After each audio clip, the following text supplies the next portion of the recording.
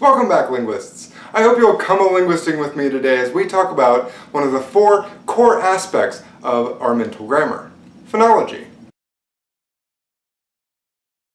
So, what's the difference between phonetics and phonology?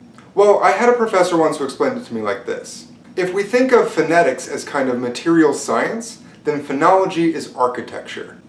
Kind of, more or less. That is, phonetics is more about the physical properties of speech sounds, of the ways that we make speech, whereas phonology is more about how the brain categorizes those sounds. So when we think of b and p as sounding very similar, then we're thinking about them on a phonetic level. But if we think about how English speakers treat p, t, and k as a class of sounds differently than they treat b, d, and g, then we're thinking about them phonologically. And we know that, as an aspect of language, people tend to think about sounds in terms of phonological classes, or sets.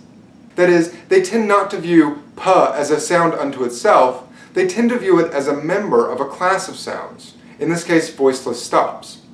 It's almost as if the tiny linguist inside of you were running a kind of blog or a Tumblr or a Twitter that was based all on phonology.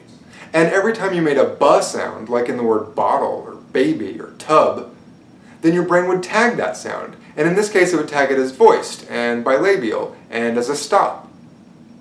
And so then when your brain wanted to do something, it would do it on the class of that entire tag, on the class of voiced sounds, or stopped sounds, or sounds that are both voiced and stops.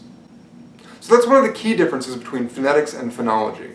The idea that phonetics is the physical representation of sound and phonology is the mental representation of sound. And that's why phonology, and not phonetics, is considered one of the 4 key aspects of our mental grammars.